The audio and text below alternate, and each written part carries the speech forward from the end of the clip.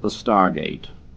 For 3 million years it had circled Saturn, waiting for a moment of destiny that might never come. In its making, a moon had been shattered, and the debris of its creation orbited still. Now the long wait was ending. On yet another world, intelligence had been born and was escaping from its planetary cradle. An ancient experiment was about to reach its climax.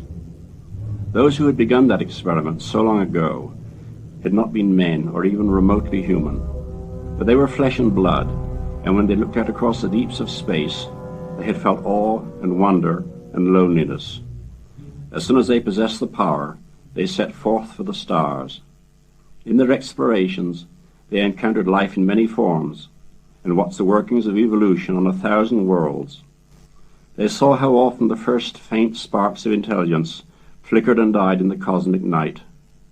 And because in all the galaxy they had found nothing more precious than mind, they encouraged its dawning everywhere. They became farmers in the fields of stars. They sowed, and sometimes they reaped, and sometimes, dispassionately, they had to weed. The great dinosaurs had long since perished when the survey ship entered the solar system after a voyage that already lasted 1,000 years.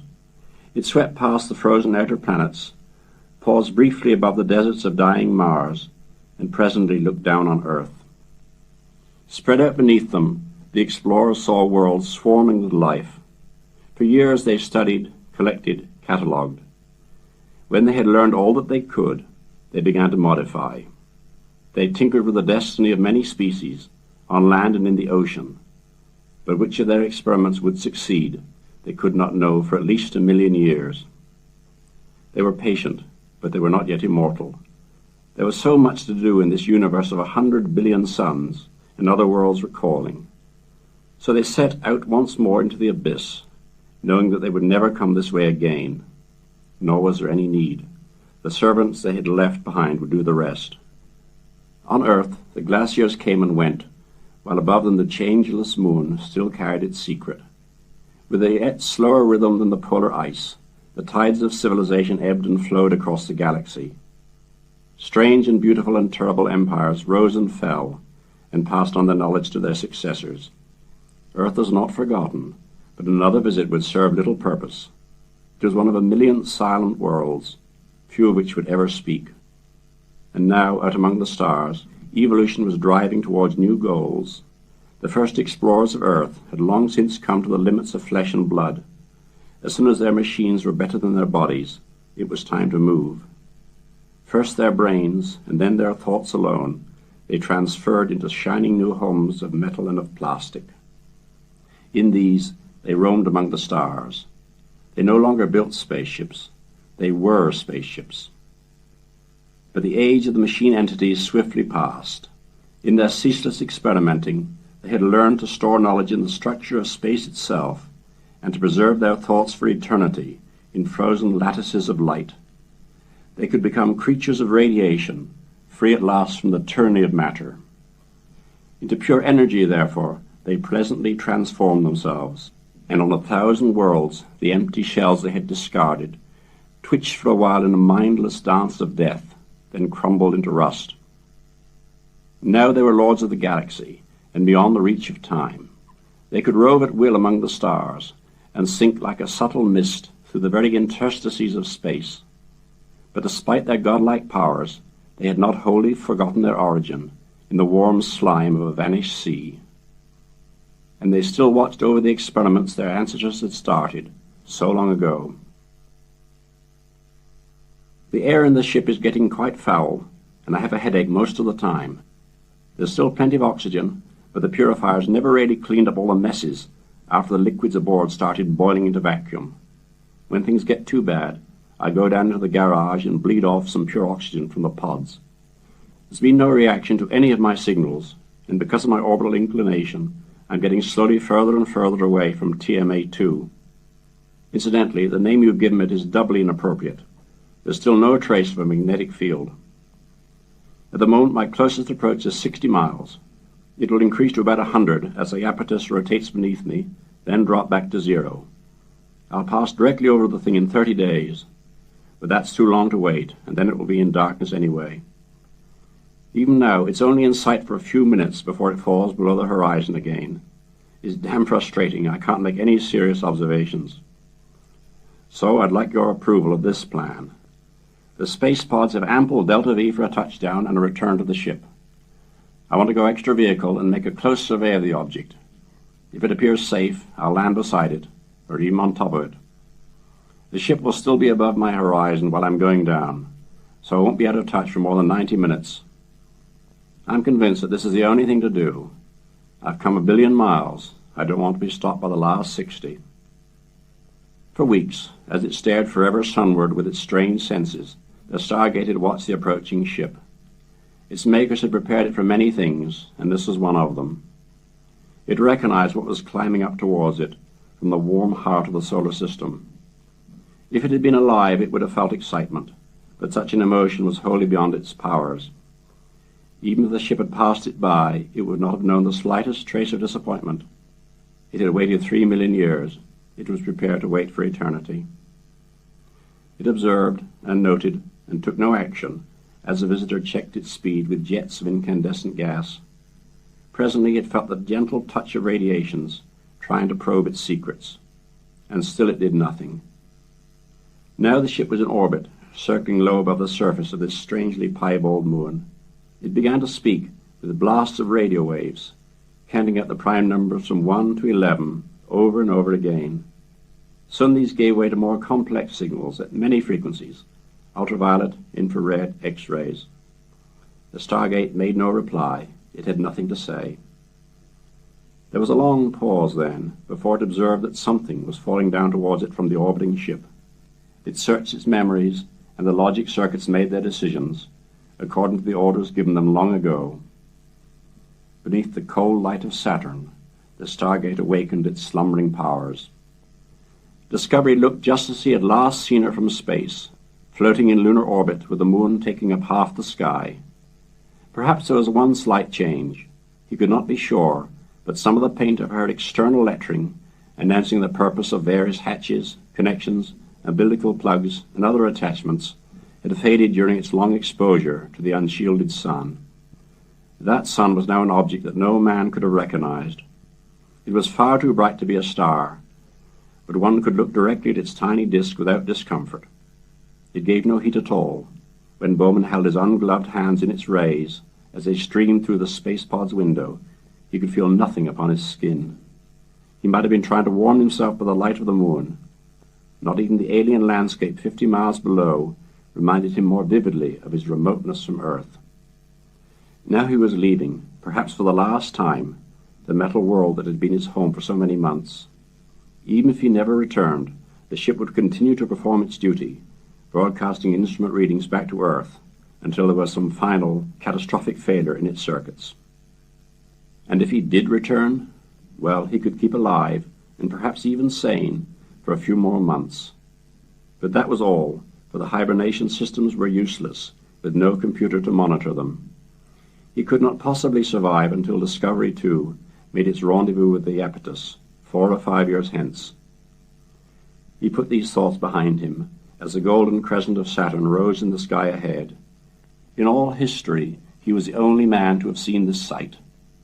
To all other eyes, Saturn had always shown its whole illuminated disk turned full towards the sun.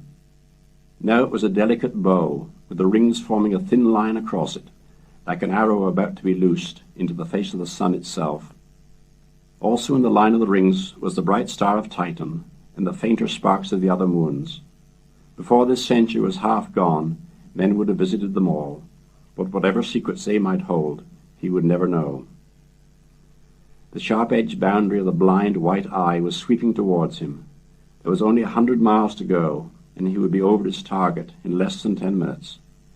He wished that there was some way of telling if his words were reaching Earth, now an hour and a half away at the speed of light. It would be the ultimate irony if, through some breakdown in the relay system, he disappeared into silence, and no one ever knew what had happened to him. Discovery was still a brilliant star in the black sky far above. He was pulling ahead as he gained speed during his descent, but soon the pod's braking jets would slow him down, and the ship would sail on out of sight, leaving him alone on this shining plain with the dark mystery at its center. A block of ebony was climbing above the horizon, eclipsing the stars ahead. He rolled the pod around its gyros and used full thrust to break his orbital speed. In a long, flat arc, he descended towards the surface of Iapetus. On a world of higher gravity, the maneuver would have been far too extravagant a fuel. But here the space pod weighed only a score of pounds. He had several minutes of hovering time before he would cut dangerously into his reserve and be stranded without any hope of return to the still orbiting Discovery. Not perhaps that it made much difference. His altitude was still about 5 miles, and he was heading straight towards the huge dark mass that soared in such geometrical perfection above the featureless plain. It was as blank as a flat white surface beneath. Until now, he had not appreciated how enormous it really was. There were very few single buildings on Earth as large as this. His carefully measured photographs indicated a height of almost 2,000 feet, and as far as could be judged, its proportions were precisely the same as TMA-1's, that curious ratio 1 to 4 to 9. I'm only 3 miles away now, holding altitude at 4,000 feet. Still not a sign of activity, nothing on any of the instruments. The faces seem absolutely smooth and polished. Surely you'd expect some meteorite damage after all this time. And there's no debris on I suppose you could call it the roof. No sign of an opening either. I'd been hoping there might be some way in. Now I'm right above it, hovering 500 feet up. I don't want to waste any time, since Discovery will soon be out of range.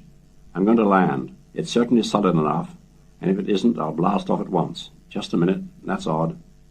Bowman's voice died into the silence of utter bewilderment. He was not alarmed. He literally could not describe what he was seeing. He had been hanging above a large flat rectangle, 800 feet long and 200 wide, made of something that looked as solid as rock. But now it seemed to be receding from him. It was exactly like one of those optical illusions, when a three-dimensional object can, by an effort of will, appear to turn inside out, its near and far sides suddenly interchanging. That was happening to this huge, apparently solid structure. Impossibly, incredibly, it was no longer a monolith rearing high above a flat plain. What had seemed to be its roof had dropped away to infinite depths. For one dizzy moment, he seemed to be looking down a vertical shaft, a rectangular duct which defied the laws of perspective, for its size did not decrease with distance. The eye of Iapetus had blinked, as if to remove an irritating speck of dust. David Bowman had time for just one broken sentence, which awaiting men in mission control, 900 million miles away and 80 minutes in the future, were never to forget. The thing's hollow. It goes on forever, and, oh my God, it's full of stars. The stargate opened. The stargate closed. In a moment of time too short to be measured, space turned and twisted upon itself. Then Iapetus was once more alone, as it had been for 3 million years, alone except for a deserted but not yet derelict ship, sending back to its makers messages which they could neither believe nor understand.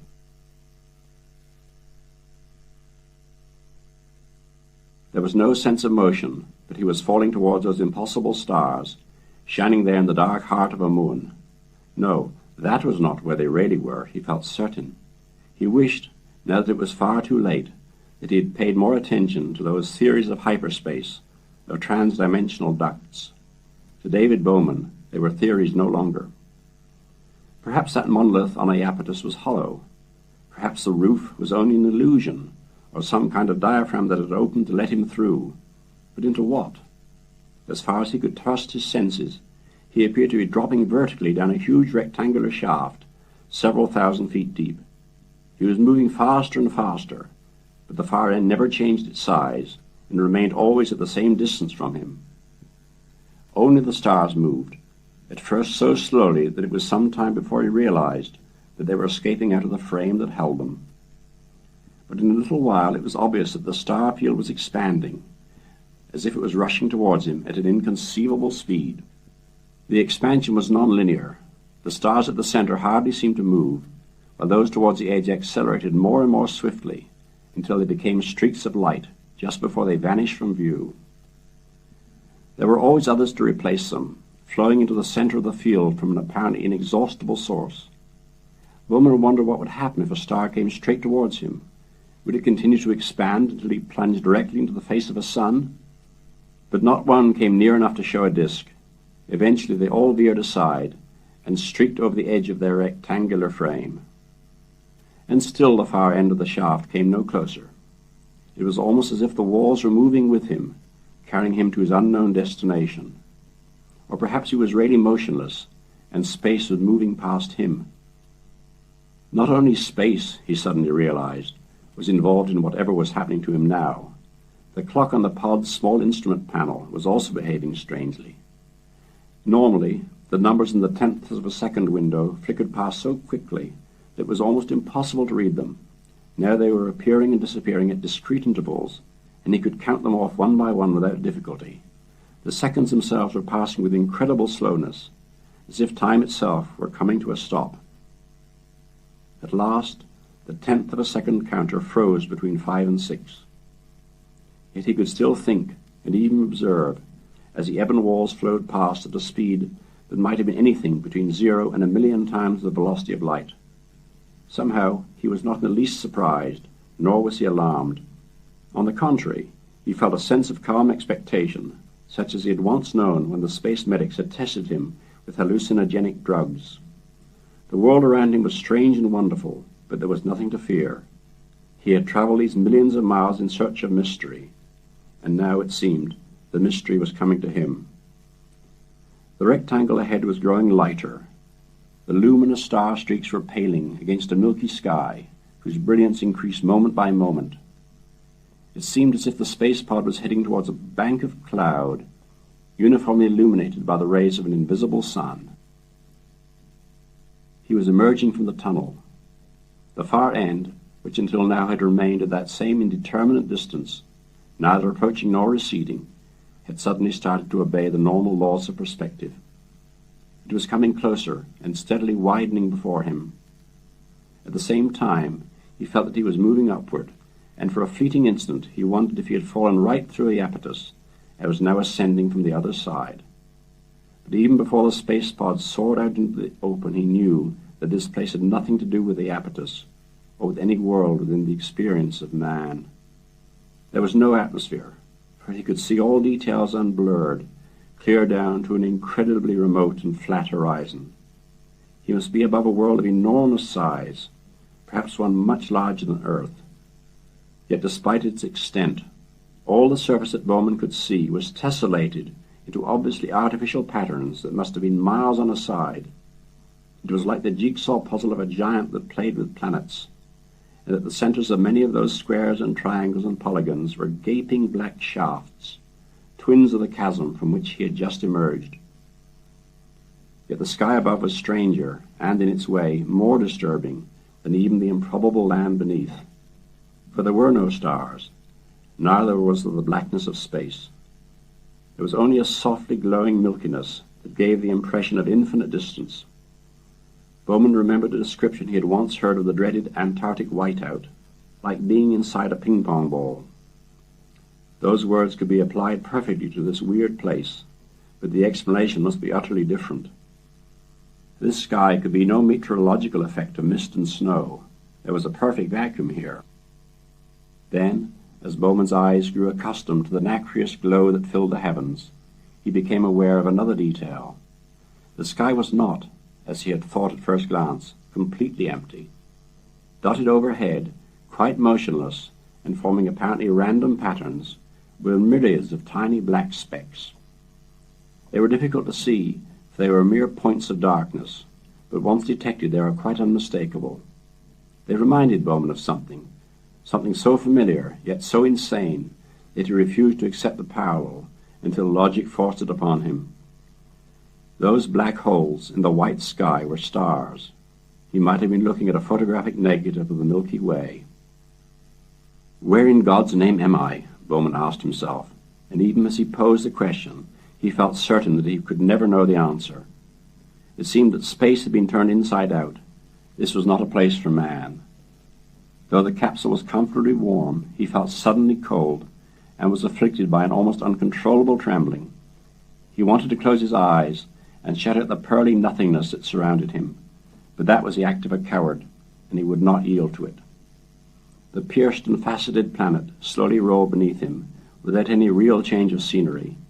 He guessed he was about 10 miles above the surface, and should be able to see any signs of life with ease. But this whole world was deserted. Intelligence had come here, worked its will upon it, and gone its way again.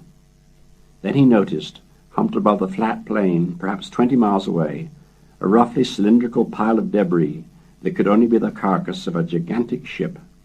It was too distant for him to see any details, and it passed out of sight within a few seconds, but he could make out broken ribs and dully gleaming sheets of metal that had been partly peeled off, like the skin of an orange.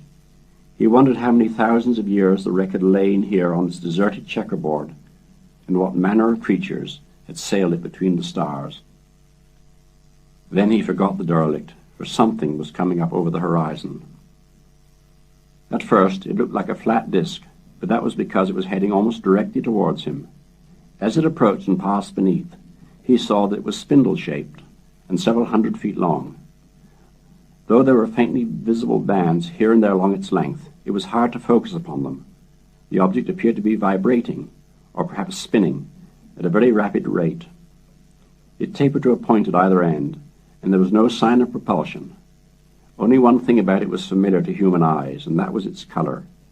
If it was indeed a solid artifact, and not an optical phantom, then its makers perhaps shared some of the emotions of men. But they certainly did not share their limitations, for the spindle appeared to be made of gold. Bowman moved his head to the rear view system to watch the thing drop behind. It had ignored him completely, and now he saw that it was falling out of the sky down towards one of those thousands of great slots. A few seconds later it disappeared in a final flash of gold as it dived into the planet. He was alone again, beneath that sinister sky, and the sense of isolation and remoteness was more overwhelming than ever. Then he saw that he also was sinking down towards the mottled surface of the giant world, and that another of the rectangular chasms yawned immediately below. The empty sky closed above him, the clock crawled to rest, and once again his pod was falling between infinite ebon walls towards another distant patch of stars. But now he was sure that he was not returning to the solar system, and in a flash of insight that might have been wholly spurious, he knew what this thing must surely be. It was some kind of cosmic switching device, routing the traffic of the stars through unimaginable dimensions of space and time. He was passing through a grand central station of the galaxy. Far ahead, the walls of the slot were becoming dimly visible once more, in the faint light diffusing downward from some still hidden source. And then the darkness was abruptly whipped away as the tiny space pod hurtled upward into a sky ablaze with stars. He was back in space as he knew it, but a single glance told him that he was light centuries from Earth. He did not even attempt to find any of the familiar constellations that since the beginning of history had been the friends of man. Perhaps none of the stars that now blazed around him had ever been seen by the unaided human eye. Most of them were concentrated in a glowing belt, broken here and there with dark bands of obscuring cosmic dust, which completely circled the sky. It was like the Milky Way, but scores of times brighter. Bowman wondered if this was indeed his own galaxy, seen from a point much closer to its brilliant, crowded center. He hoped that it was. Then he would not be so far from home. But this, he realized at once, was a childish thought. He was so inconceivably remote from the solar system that it made little difference whether he was in his own galaxy or the most distant one that any telescope had ever glimpsed. He looked back to see the thing from which he was rising, and had another shock. Here was no giant, multifaceted world, nor any duplicate of Iapetus. There was nothing except an inky shadow against the stars, like a doorway opening from a darkened room into a still darker night. Even as he watched, that doorway closed. It did not recede from him. It slowly filled with stars, as if a rent in the fabric of space had been repaired. Then he was alone beneath the alien sky. The space pod was slowly turning, and as it did so it brought fresh wonders into view. First there was a perfectly spherical swarm of stars, becoming more and more closely packed towards the center, until its heart was a continuous glow of light. Its outer edges were ill-defined, a slowly thinning halo of suns that merged imperceptibly into the background of more distant stars. This glorious apparition, Bowman knew, was a globular cluster. He was looking upon something that no human eye had ever seen, save as a smudge of light in the field of a telescope. He could not remember the distance to the nearest known cluster, but he was sure that there were none within 1,000 light-years of the solar system. The pod continued its slow rotation to disclose an even stranger sight, a huge red sun many times larger than the moon as seen from Earth. Bowman could look straight into its face without discomfort. Judging by its color, it was no hotter than a glowing coal.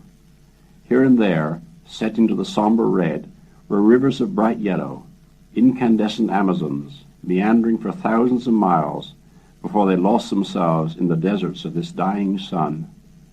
Dying?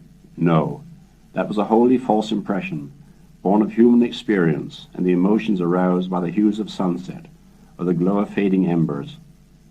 This was a star that had left behind the fiery extravagances of its youth, had raced through the violets and blues and greens of the spectrum in a few fleeting billions of years, and had now settled down to a peaceful maturity of unimaginable length. All that had gone before was not 1,000th of what was yet to come. The story of this star had barely begun. The pod had ceased to roll. The great red sun lay straight ahead. Though there was no sense of motion, Bowman knew that he was still gripped by whatever controlling force had brought him here from Saturn. All the science and engineering skill of Earth seemed hopelessly primitive now against the powers that were carrying him to some unimaginable fate. He stared into the sky ahead, trying to pick out the goal towards which he was being taken, perhaps some planet circling this great sun. But there was nothing that showed any visible disk or exceptional brightness. If there were planets orbiting here, he could not distinguish them from the stellar background. Then he noticed that something strange was happening on the very edge of this sun's crimson disk. A white glow had appeared there and was rapidly waxing in brilliance. He wondered if he was seeing one of those sudden eruptions or flares that trouble most stars from time to time. The light became brighter and bluer. It began to spread along the edge of the sun, whose blood-red hues paled swiftly by comparison. It was almost, Bowman told himself, smiling at the absurdity of the thought, as if you were watching sunrise on a sun. And so indeed he was. Above the burning horizon lifted something no larger than a star, but so brilliant that the eye could not bear to look upon it.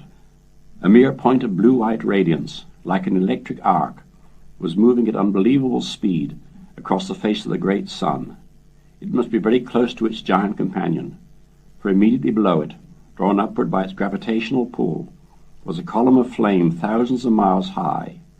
It was as if a tidal wave of fire was marching forever along the equator of this star in vain pursuit of the searing apparition in its sky. That pinpoint of incandescence must be a white dwarf, one of those strange, fierce little stars, no larger than the Earth, yet containing 1,000,000 times its mass. Such ill-matched stellar couples were not uncommon, but Bowman had never dreamed that one day he would see such a pair with his own eyes. The white dwarf had transited almost half the disk of its companion. It must take only minutes to make its complete orbit, when Bowman was at last certain that he too was moving. Ahead of him, one of the stars was becoming rapidly brighter, and was beginning to drift against its background.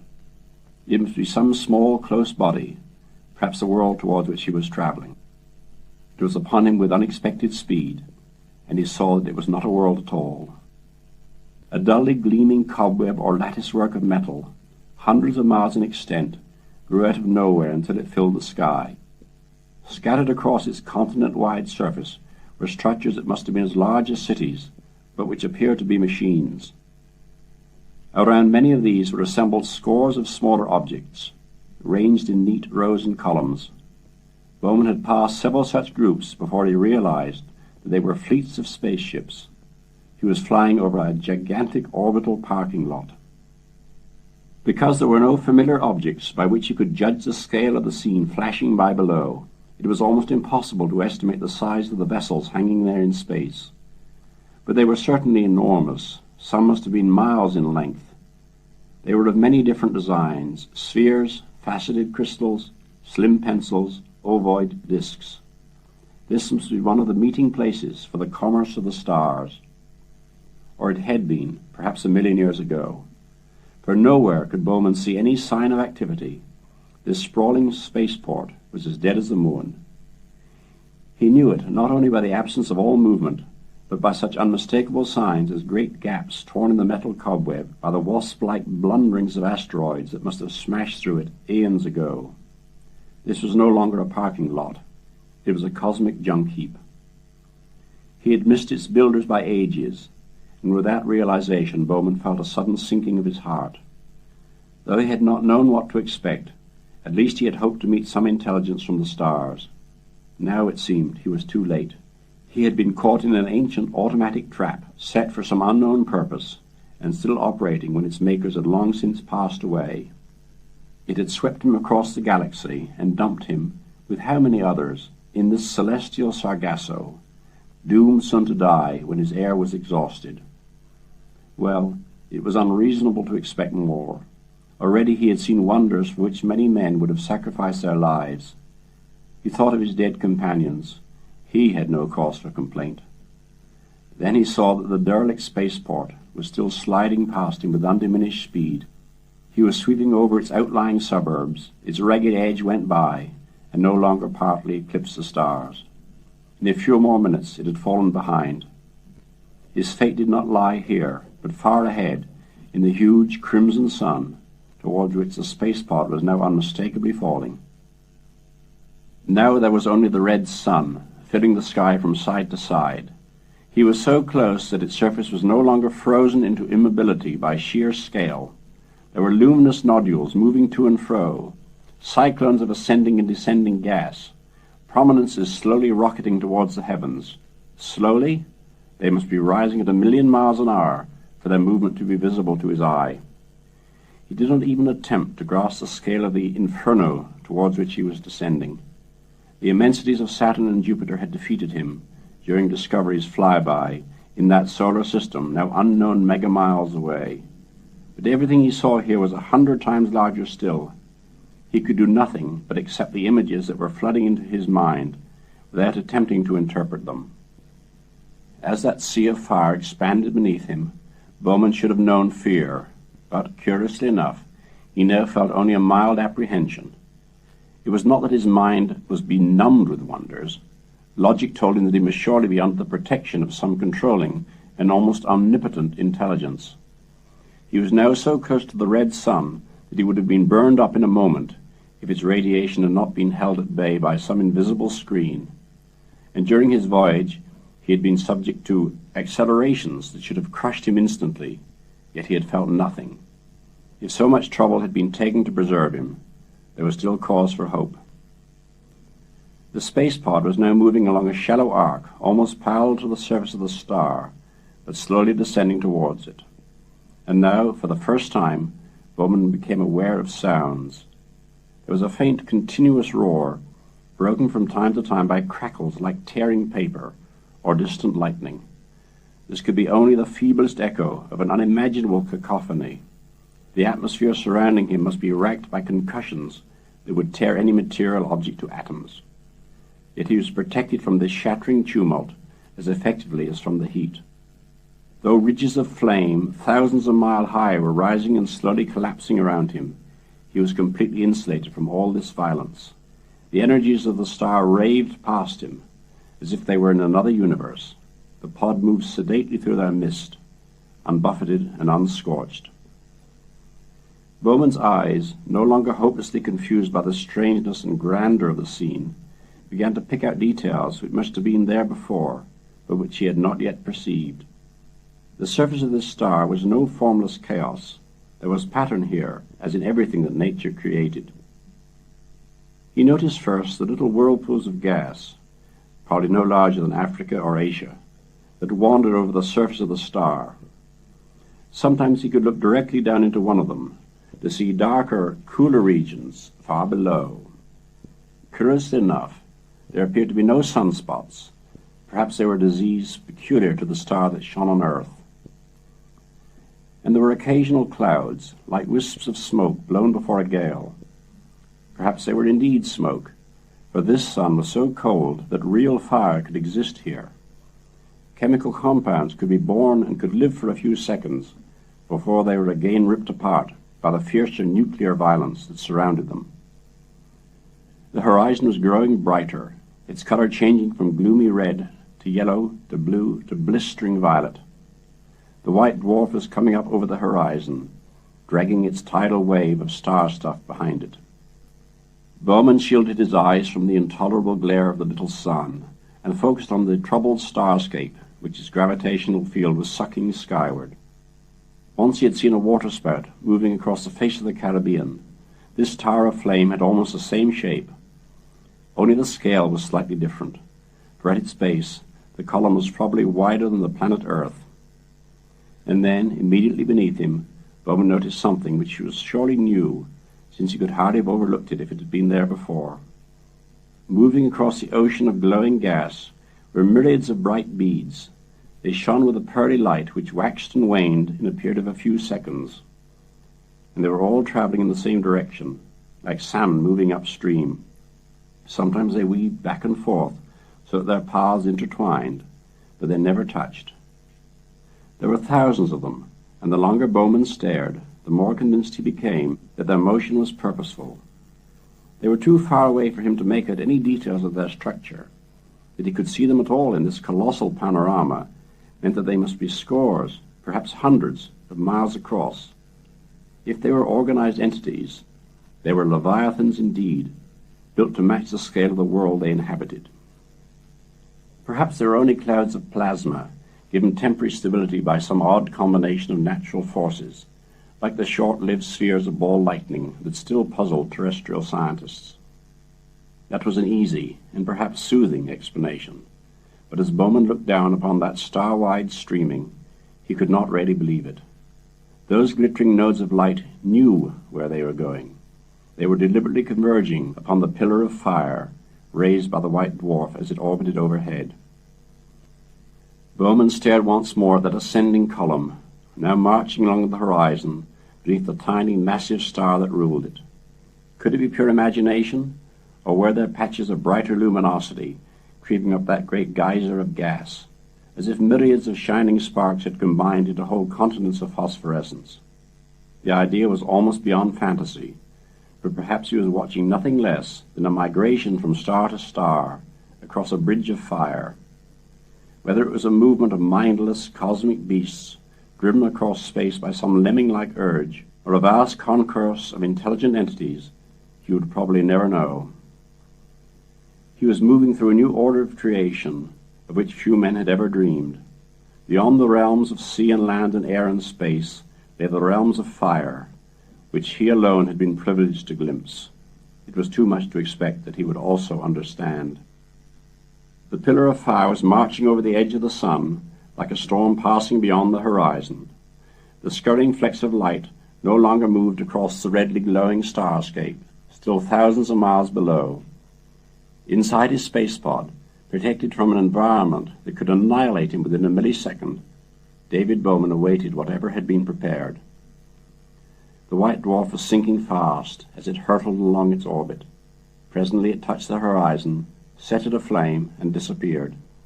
A false twilight fell upon the inferno beneath, and in the sudden change of illumination, Bowman became aware that something was happening in the space around him.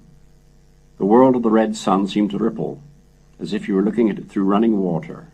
For a moment he wondered if this was some refractive effect, perhaps caused by the passage of an unusually violent shock wave through the tortured atmosphere in which he was immersed. The light was fading. It seemed that a second twilight was about to fall.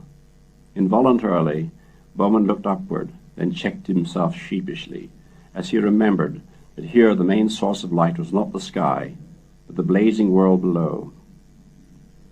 It seemed as if walls of some material, like smoked glass, were thickening around him, cutting out the red glow and obscuring the view. It became darker and darker. The faint roar of the stellar hurricanes also faded out. The space pod was floating in silence and in night. A moment later, there was the softest of bumps as it settled on some hard surface and came to rest. To rest on what? Bowman asked himself incredulously.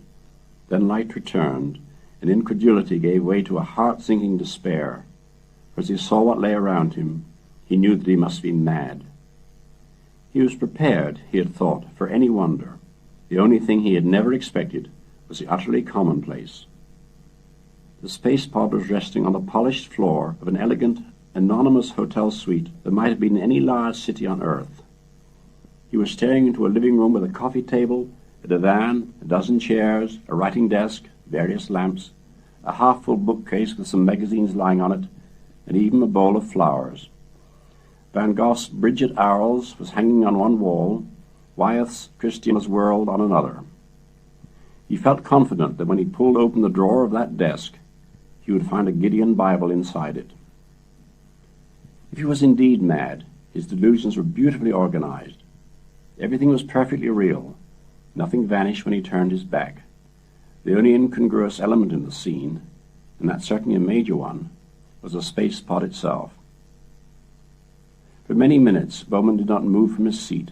He half expected the vision around him to go away, but it remained as solid as anything he had ever seen in his life. It was real, or else a phantom of the senses, so superbly contrived that there was no way of distinguishing it from reality. Perhaps it was some kind of test. If so, not only his fate, but that of the human race might well depend upon his actions in the next few minutes. He could sit here and wait for something to happen, or he could open the pod and step outside to challenge the reality of the scene around him. The floor appeared to be solid. At least it was bearing the weight of the space pod. He was not likely to fall through it, whatever it might really be. But there was still the question of air. For all that he could tell, this room might be in a vacuum, or might contain a poisonous atmosphere. He thought it very unlikely. No one would go to all this trouble without attending to such an essential detail. But he did not propose to take unnecessary risks. In any event, his years of training made him wary of contamination. He was reluctant to expose himself to an unknown environment until he knew that there was no alternative. This place looked like a hotel room somewhere in the United States. That did not alter the fact that in reality he must be hundreds of light years from the solar system. He closed the helmet of his suit, sealing himself in, and actuated the hatch of the space pod. There was a brief hiss of pressure equalization, then he stepped out into the room. As far as he could tell, he was in a perfectly normal gravity field. He raised one arm, then let it fall freely. It flopped to his side in less than a second. That made everything seem doubly unreal. Here he was wearing a spacesuit, standing, when he should have been floating, outside a vehicle which could only function properly in the absence of gravity. All his normal astronaut's reflexes were upset. He had to think before he made every movement. Like a man in a trance, he walked slowly from his bare, unfurnished half of the room towards the hotel suite. It did not, as he had almost expected, disappear as he approached, but remained perfectly real and apparently perfectly solid. There were two doors that opened readily enough. The first one took him into a small but comfortable bedroom, fitted with a bed, bureau, two chairs, light switches that actually worked, and a clothes closet. He opened this and found himself looking at 4 suits, a dressing gown, a dozen white shirts, and several sets of underwear, all neatly draped from hangers. Without further hesitation, he walked into the bedroom and began to undo the clamp of his helmet. When it was loose, he lifted the helmet a fraction of an inch, cracked the seal, and took a cautious sniff. As far as he could tell, he was breathing perfectly normal air. He dropped the helmet on the bed and began thankfully and rather stiffly to divest himself of his suit. When he had finished, he stretched, took a few deep breaths, and carefully hung the spacesuit up among the more conventional articles of clothing in the closet. It looked rather odd there that the compulsive tidiness that Bowman shared with all astronauts would never have allowed him to leave it anywhere else. He had learned all that he wished to for the moment. He was physically and emotionally exhausted, yet it seemed impossible that one could sleep in such fantastic surroundings and further from Earth than any man in history had ever been. But the comfortable bed and the instinctive wisdom of the body conspired together against his will.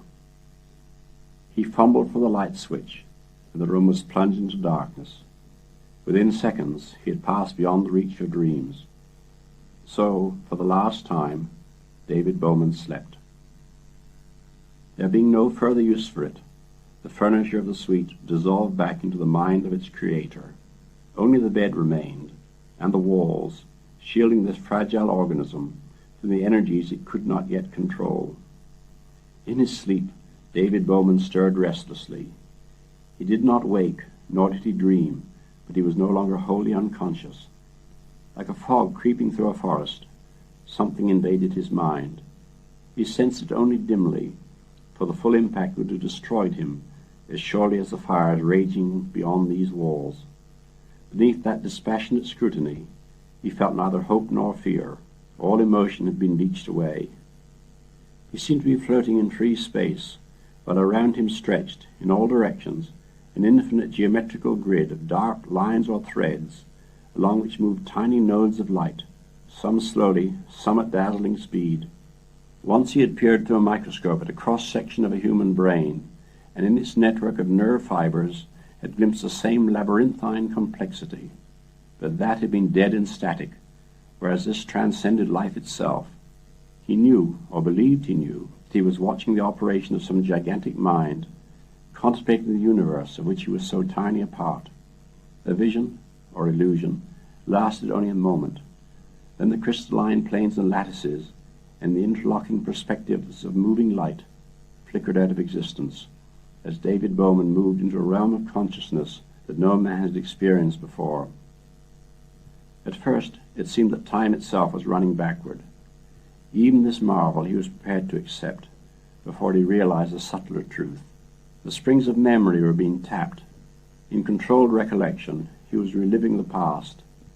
There was the hotel suite, there the space pod, there the burning starscapes of the red sun, there the shining core of the galaxy, there the gateway to which he had re-emerged into the universe.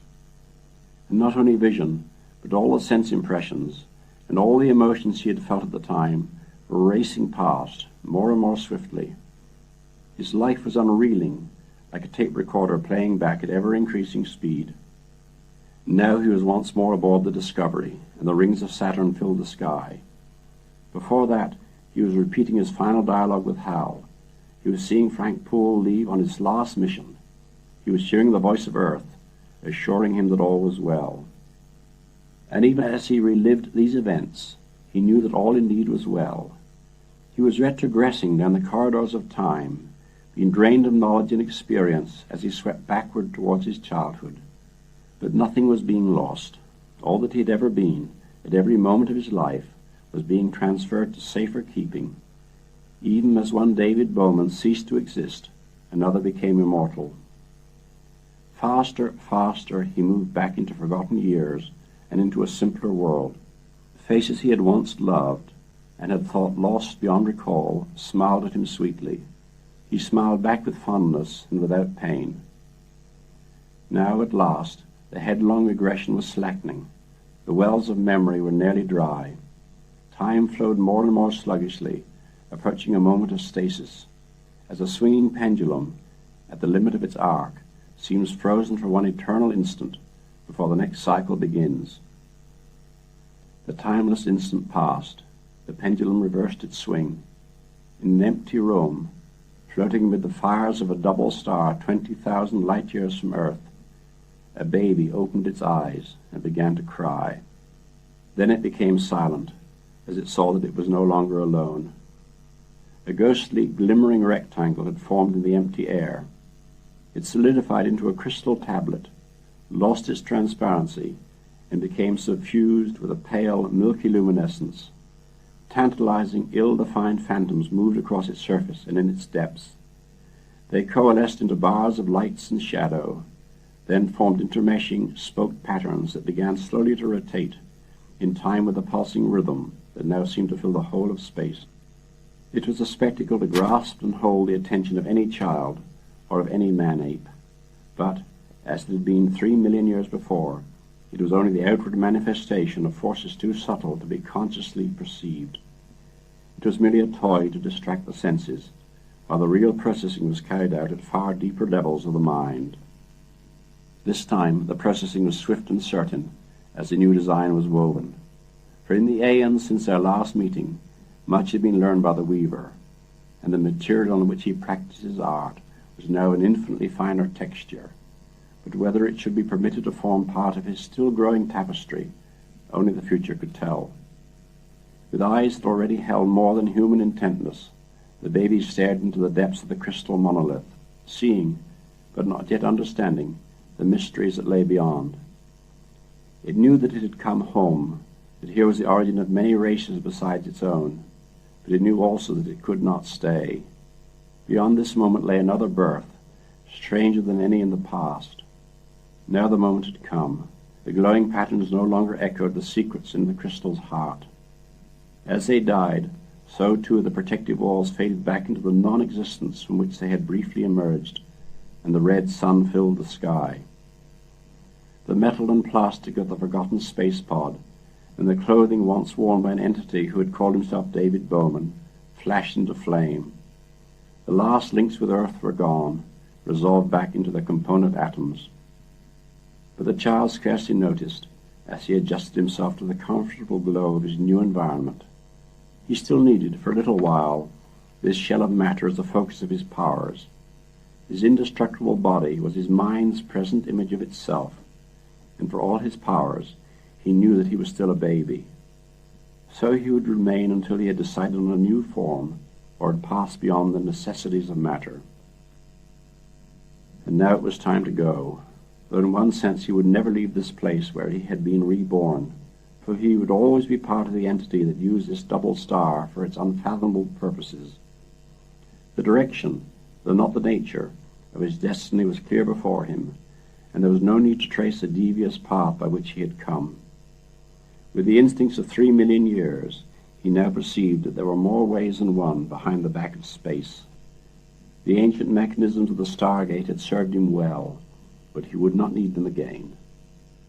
The glimmering rectangular shape that had once seemed no more than a slab of crystal still floated before him, indifferent as he was to the harmless flames of the inferno beneath. It encapsulated yet unfathomed secrets of space and time, but some at least he now understood and was able to command. How obvious, how necessary was that mathematical ratio of its sides, the quadratic sequence 1, 4, 9. And how naive to have imagined that the series ended at this point, in only 3 dimensions. He focused his mind upon these geometrical simplicities, and as his thoughts brushed against it, the empty framework filled with the darkness of the interstellar night. The glow of the red sun faded, or rather, seemed to recede in all directions at once, and there before him was the luminous whirlpool of the galaxy. It might have been some beautiful, incredibly detailed model, embedded in a block of plastic, but it was the reality, grasped as a whole with senses no more subtle than vision. If he wished, he could focus his attention upon any one of its 100 billion stars, and he could do much more than that. Here he was, adrift in this great river of suns, halfway between the banked fires of the galactic core and the lonely, scattered sentinel stars of the rim. And here he wished to be, on the far side of this chasm in the sky, this serpentine band of darkness, empty of all stars. He knew that this formless chaos, visible only by the glow that limned its edges from fire mists far beyond, was the still unused stuff of creation, the raw material of evolutions yet to be. Here time had not begun. Not until the suns that now burned were long since dead would light and life reshape this void. Unwittingly he had crossed it once. Now he must cross it again, this time of his own volition. The thought filled him with a sudden freezing terror, so that for a moment he was wholly disorientated, and his new vision of the universe trembled and threatened to shatter into 1,000 fragments. It was not fear of the galactic gulfs that chilled his soul, but a more profound disquiet, stemming from the unborn future. For he had left behind the time scales of his human origin. Now, as he contemplated that band of starless night, he knew the first intimations of the eternity that yawned before him. Then he remembered that he would never again be alone, and his panic slowly ebbed. The crystal-clear perception of the universe was restored to him, not, he knew, wholly by his own efforts. When he needed guidance in his first faltering steps, it would be there. Confident once more, like a high diver who had regained his nerve, he launched himself across the light years. The galaxy burst forth from the mental frame in which he had enclosed it. Stars and nebulae poured past him in an illusion of infinite speed. Phantom suns exploded and fell behind as he slipped like a shadow through their cores. The cold, dark waste of cosmic dust, which he had once feared, seemed no more than the beat of a raven's wing across the face of the sun. The stars were thinning out. The glare of the Milky Way was dimming into a pale ghost of the glory he had known, and, when he was ready, would know again. He was back, precisely where he wished to be, in the space that men called real. There before him, a glittering toy no star child could resist, floated the planet Earth with all its peoples. He had returned in time. Down there on that crowded globe, the alarms would be flashing across the radar screens. The great tracking telescopes would be searching the skies, and history, as men knew it, would be drawing to a close.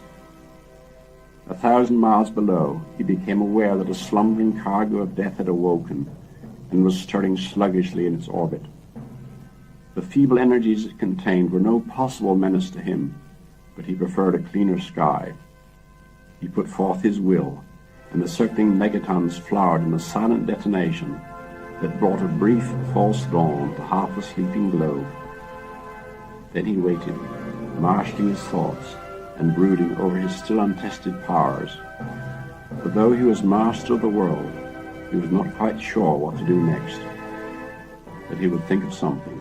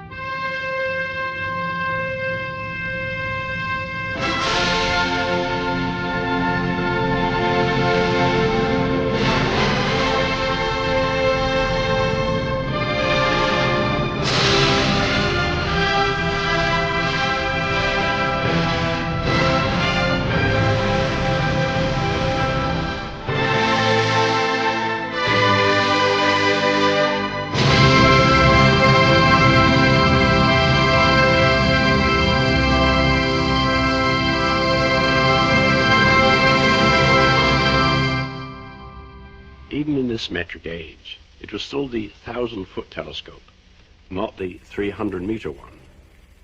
The great saucer, set among the mountains, was already half full of shadow, as a tropical sun dropped swiftly to rest. But the triangular raft of the antenna complex, suspended high above its center, still blazed with light. From the ground far below, it would have taken keen eyes to notice the two human figures in the aerial maze of girders, supporting cables, and waveguides. The time has come, said Dr. Dmitry Mazevich to his old friend Heywood Floyd, to talk of many things, of shoes and spaceships and sealing wax, but mostly of monoliths and malfunctioning computers.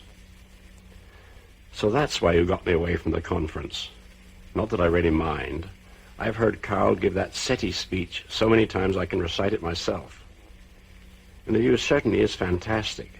You know, all the times I've been to Arecibo, I've never made it up here to the antenna feed. Shame on you. I've been here 3 times. Imagine, we're listening to the whole universe, but no one can overhear us. So let's talk about your problem. What problem? To start with, why you had to resign as chairman of the National Council on Astronautics. I didn't resign. The University of Hawaii pays a lot better.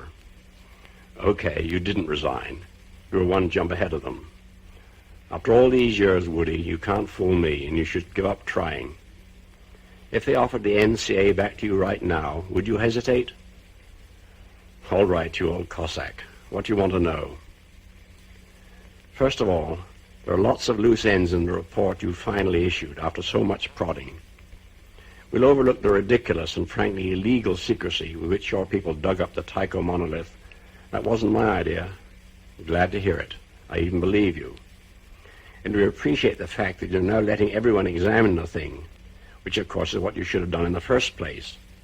Not that it's done much good. There was a gloomy silence while the 2 men contemplated the black enigma up there on the moon, still contemptuously defying all the weapons that human ingenuity could bring to bear upon it. Then the Russian scientist continued, anyway, whatever the Tycho monolith may be, there's something more important out at Jupiter. That's where it sent its signal, after all, and that's where your people ran into trouble. Sorry about that, by the way, though Frank Poole was the only one I knew personally. Met him at the 98 IAF Congress. He seemed a good man. Thank you. They were all good men. I wish we knew what happened to them. Whatever it was, surely you'd admit that it now concerns the whole human race, not merely the United States. You can no longer try to use your knowledge for purely national advantage. Dmitri, you know perfectly well that your side would have done exactly the same thing, and you'd have helped.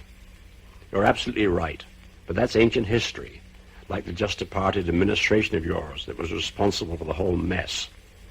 With a new president, perhaps wiser counsels will prevail. Possibly. Do you have any suggestions? And are they official or just personal hopes? Entirely unofficial at the moment, what the bloody politicians call exploratory talks, which I shall flatly deny ever occurred. Fair enough. Go on. Okay, here's the situation. You're assembling Discovery 2 in parking orbit as quickly as you can, but you can't hope to have it ready in less than 3 years, which means you'll miss the next launch window. I neither confirm nor deny. Remember, I'm merely a humble university chancellor, the other side of the world from the Astronautics Council.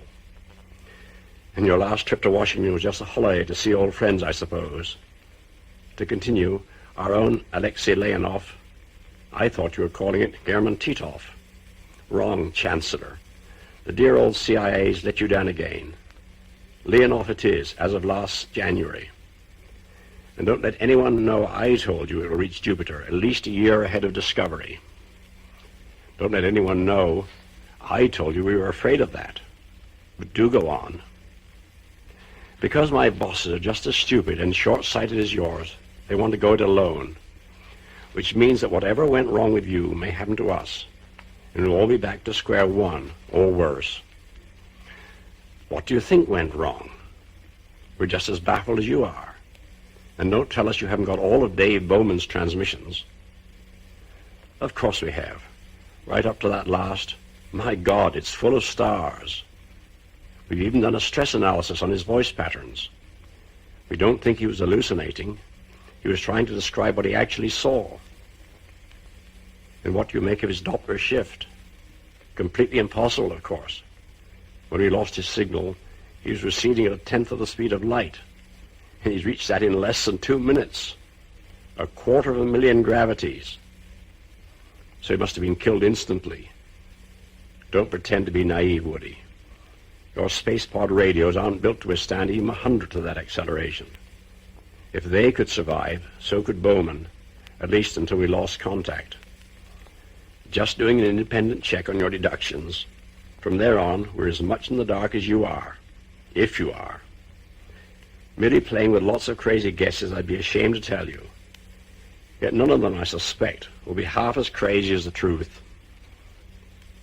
In small crimson explosions, the navigation warning lights winked on all around them, and the 3 slim towers supporting the antenna complex began to blaze like beacons against a darkening sky.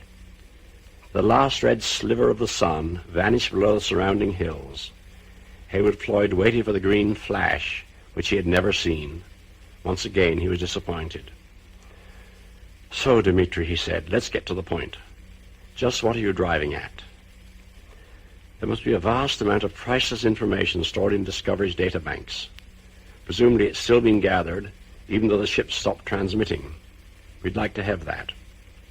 Fair enough, but when you get out there, and Leonov makes a rendezvous, what's to prevent you from boarding Discovery and copying everything you want?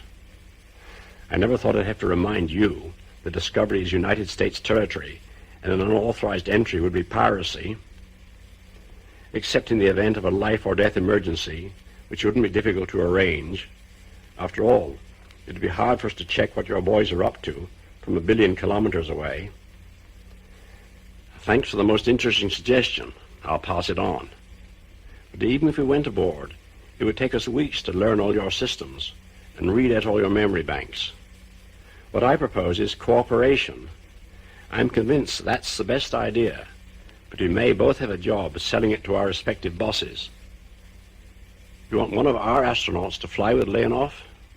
Yes, preferably an engineer who specialized in Discovery systems, like the ones you're training at Houston to bring the ship home. How did you know that? For heaven's sakes, Woody, it was on Aviation Week's video text at least a month ago. I am out of touch. Nobody tells me what's been declassified. All the more reason to spend time in Washington. Will you back me up? Absolutely. I agree with you 100%, but what? We both have to deal with dinosaurs with brains in their tails. Some of mine will argue, let the Russians risk their necks hurrying out to Jupiter. We'll be there anyway in a couple of years, so what's the hurry? For a moment there was silence on the antenna raft, except for a faint creak from the immense supporting cables that held it suspended 100 meters in the sky. Then Mazayevich continued, so quietly that Floyd had to strain to hear him. Has anyone checked Discovery's orbit lately? I really don't know, but I suppose so. Anyway, why bother? It's a perfectly stable one. Indeed. Let me tactlessly remind you of an embarrassing incident from the old NASA days. Your first space station, Skylab. It was supposed to stay up at least a decade, but you didn't do your calculations right. The air drag in the ionosphere was badly underestimated, and it came down years ahead of schedule. I'm sure you remember that little cliffhanger, even though you were a boy at the time. It was the year I graduated, and you know it. But Discovery doesn't go anywhere near Jupiter. Even at Perigove, it's much too high to be affected by atmospheric drag. I've already said enough to get me exiled again, and you might not be allowed to visit me next time. So just ask your tracking people to do their job more carefully, will you? And remind them that Jupiter has the biggest magnetosphere in the solar system. I understand what you're driving at. Many thanks. Anything else before we go down? I'm starting to freeze. Don't worry, old friend. As soon as you let all this filter through to Washington, wait a week or so until I'm clear. Things are going to get very, very hot.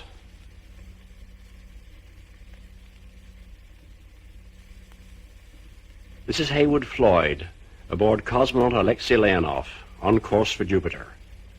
But as you can well imagine, all our thoughts are now focused upon Europa. At this very moment, I'm looking at it through the most powerful of the ship's telescopes. Under this magnification, it's 10 times larger than the moon as you see it with the naked eye. It's a really weird sight. The surface is a uniform pink, with a few small brown patches. It's covered with an intricate network of narrow lines, curling and weaving in all directions. In fact, it looks very much like a photo from a medical textbook, showing a pattern of veins and arteries. A few of these features are hundreds or even thousands of kilometers long and look rather like the illusory canals that Percival Lowell and other early 20th century astronomers imagined that they'd seen on Mars. But Europa's canals aren't an illusion, though of course they're not artificial. What's more, they do contain water, or at least ice. for the satellite is almost entirely covered by ocean, averaging 50 kilometers deep. Because it's so far from the sun, Europa's surface temperature is extremely low, about 150 degrees below freezing. So one might expect its single ocean to be a solid block of ice. Surprisingly, that isn't the case, because there's a lot of heat generated inside Europa by tidal forces, the same forces that drive the great volcanoes on neighboring Io. So the ice is continually melting, breaking up, and freezing, forming cracks and lanes, like those in the floating ice sheets in our own polar regions. It's that intricate tracery of cracks I'm seeing now. Most of them are dark and very ancient, perhaps millions of years old, but a few are almost pure white. They're the new ones that have just opened up and have a crust only a few centimeters thick. Chen has landed right beside one of these white streaks, the 1,500-kilometer-long feature that's been christened the Grand Canal. Presumably the Chinese intend to pump its water into their propellant tanks so that they can explore the Jovian satellite system and then return to Earth. That may not be easy, but they'll certainly have studied the landing site with great care and must know what they're doing. It's obvious now why they've taken such a risk and why they are claiming Europa. As a fueling point, it could be the key to the entire outer solar system. Though there's also water on Ganymede, it's all frozen and also less accessible because of that satellite's more powerful gravity. And there's another point that just occurred to me. Even if the Chinese do get stranded on Europa, they might be able to survive until a rescue mission is arranged. They have plenty of power, there may be useful minerals in the area, and we know that the Chinese are the experts on synthetic food production. It wouldn't be a very luxurious life, but I have some friends who would accept it happily for that staggering view of Jupiter sprawled across the sky, the view we expect to see ourselves in just a few days. This is Heywood Floyd saying goodbye from my colleagues and myself aboard Alexei Leonov. And this is the bridge. Very nice presentation, Heywood. You should have been a newsman. I've had plenty of practice. Half my time was spent on PR work. PR? Public relations. Usually telling politicians why they should give me more money. Something you don't have to bother about. How I wish that was true. Anyway, come up to the bridge. There's some new information we'd like to discuss with you. Floyd removed his button microphone, locked the telescope into position, and extricated himself from the tiny viewing blister. As he left, he almost collided with Nikolai Ternovsky, obviously on a similar mission. I'm about to steal your best quotes for Radio Moscow, Woody. Hope you don't mind. You're welcome, Tovarish. Anyway, how could I stop you? Up on the bridge, Captain Orloff was looking thoughtfully at a dense mass of words and figures on the main display. Floyd started to painfully transliterate these when she interrupted him. Don't worry about the details. These are estimates of the time it will take Chen to refill its tanks and get ready for liftoff. My people are doing the same calculations, but there are far too many variables.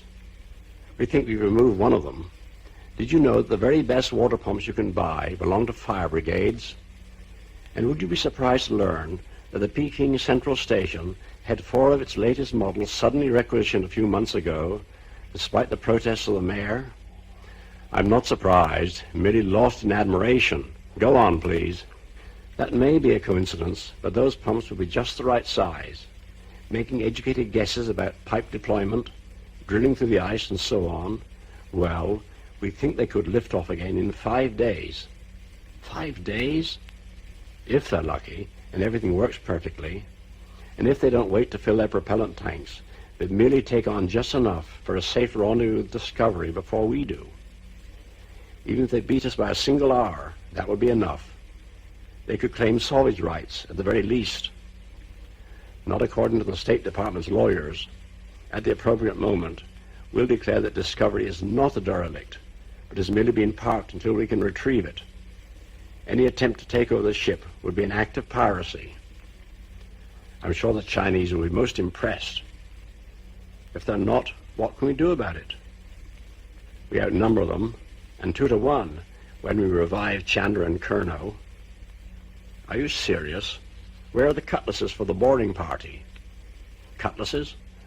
Swords? Weapons? Oh, we could use a laser telespectrometer. That can vaporize milligram asteroid samples at ranges of 1,000 kilometers. I'm not sure I like this conversation. My government certainly would not condone violence, except, of course, in self-defense. You naive Americans, we're more realistic. We have to be. All your grandparents died of old age, Haywood. 3 of mine were killed in the Great Patriotic War. When they were alone together, Tanya always called him Woody, never Haywood. She must be serious. Or was she merely testing his reactions? Anyway, Discovery is merely a few $1 billion worth of hardware. The ship's not important, only the information it carries. Exactly, information that could be copied and then erased. You do get some cheerful ideas, Tanya. Sometimes I think that all Russians are a little paranoid. Thanks to Napoleon and Hitler, we've earned every right to be. But don't tell me that you haven't already worked that, what you call it, scenario out for yourself. It wasn't necessary, Floyd answered rather glumly. The State Department's already done it for me, with variations. We'll just have to see which one the Chinese come up with. And I wouldn't be in the least surprised if they outguess us again.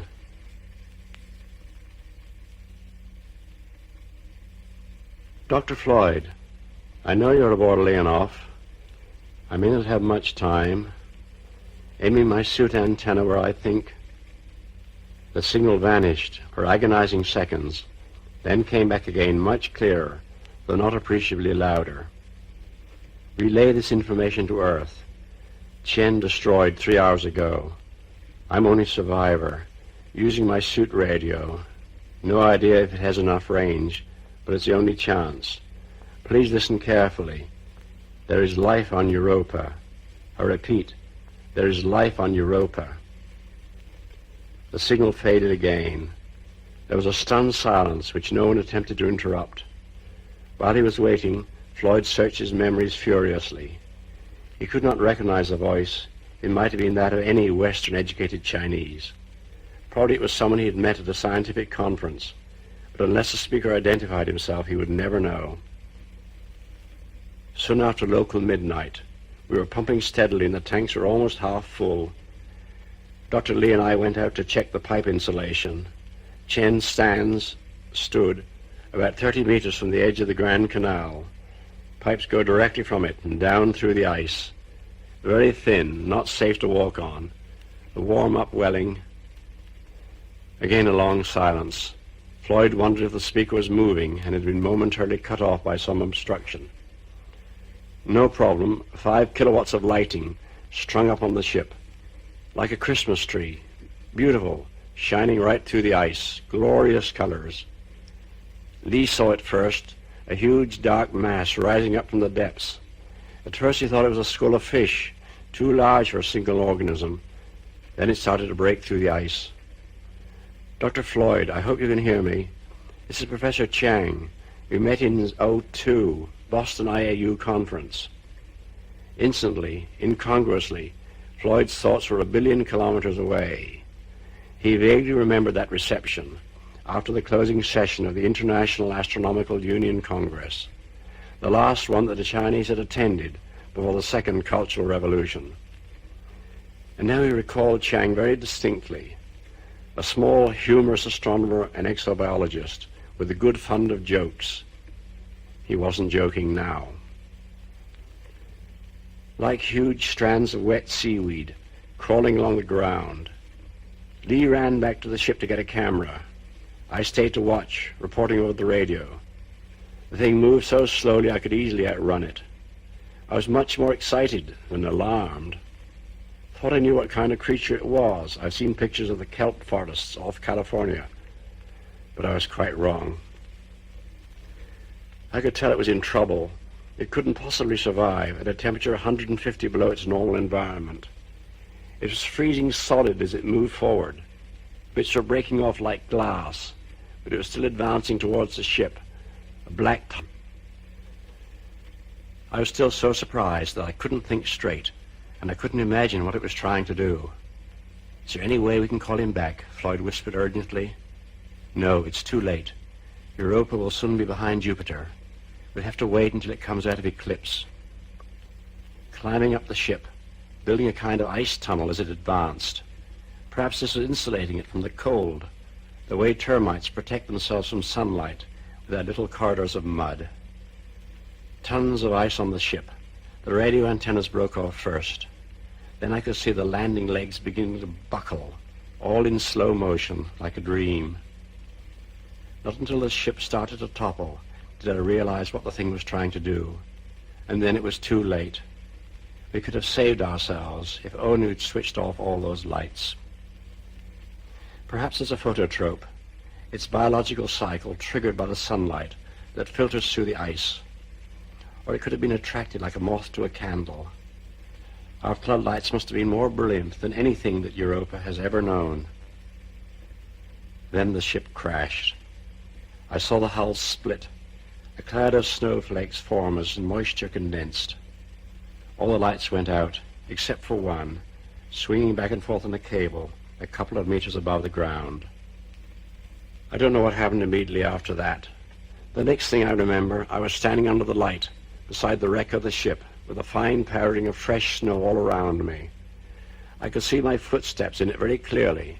I must have run there, perhaps only a minute or two had elapsed. The plant, I still thought of it as a plant, was motionless. I wondered if it had been damaged by the impact. Large sections, as thick as a man's arm, had splintered off like broken twigs. Then the main trunk started to move again. It pulled away from the hull and began to crawl towards me. That was when I knew for certain that the thing was light sensitive. I was standing immediately under the 1,000-watt lamp, which had stopped swinging now.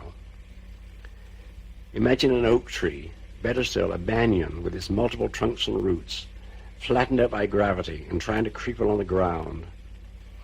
It got to within 5 meters of the light, then started to spread out until it made a perfect circle around me.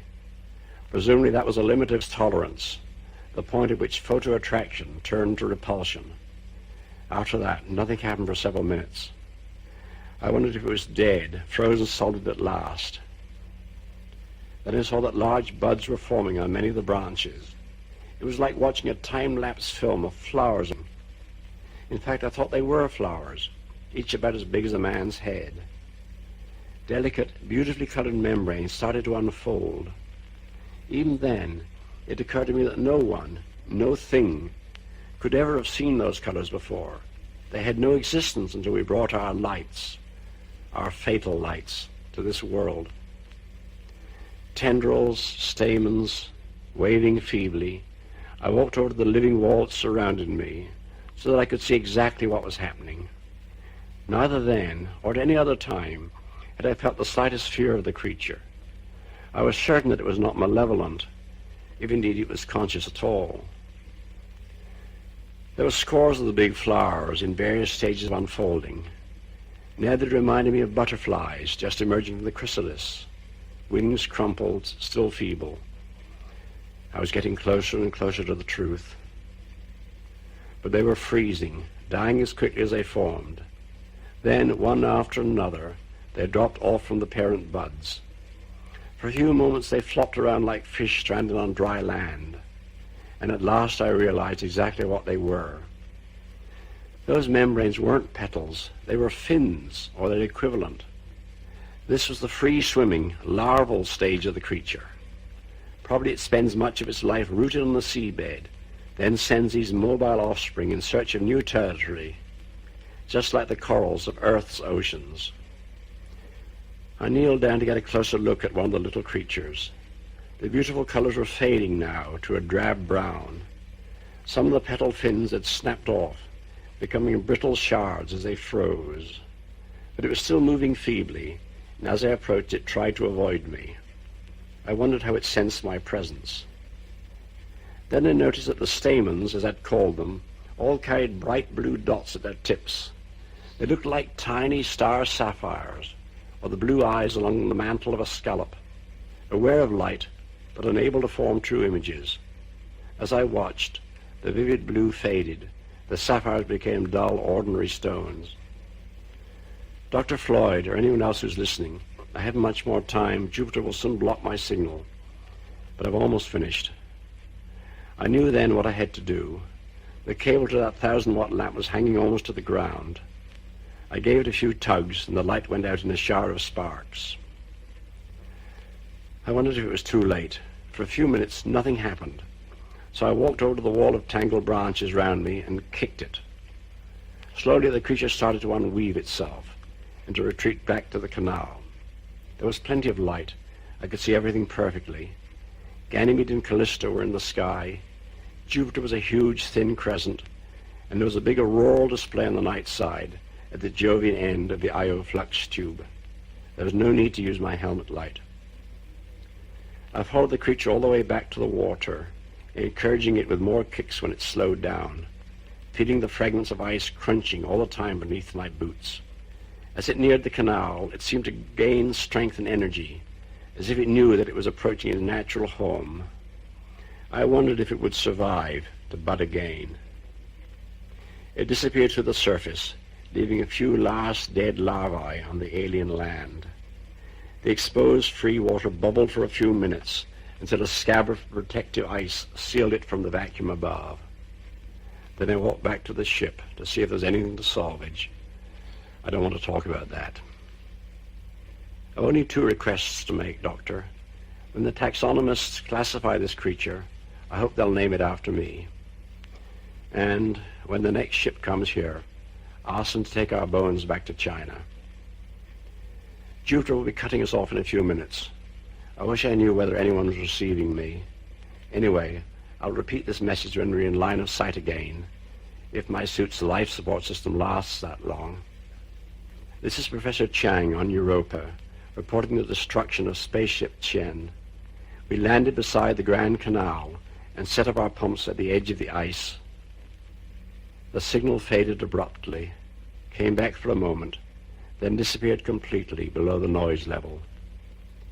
Although Leonov listened again on the same frequency, there was no further message from Professor Chang.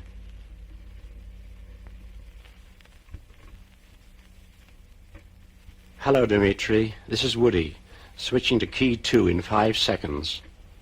Unless your computers are 1,000,000 times faster than ours, and I'm damn sure they're not, no one can decrypt this on your side or mine. But you may have some explaining to do. Anyway, you're good at that. Would you believe that I'm still slightly drunk? We felt we deserved a little party once we successfully rendezvoused with Discovery. Besides, we had 2 new crew members to welcome aboard. Chandra doesn't believe in alcohol. It makes you too human. But Walter Curnow more than made up for him. Only Tanya remains stone-cold sober, just as you'd expect. My fellow Americans, I sound like a politician, God help me, came out of hibernation without any problems and are both looking forward to starting work. We'll all have to move quickly. Not only is time running out, but Discovery looks in very bad shape. We could hardly believe our eyes when we saw how its spotless white hull had turned a sickly yellow. Io's to blame, of course. The ship spiraled down to within 3,000 kilometers, and every few days one of the volcanoes blasts a few megatons of sulfur up into the sky.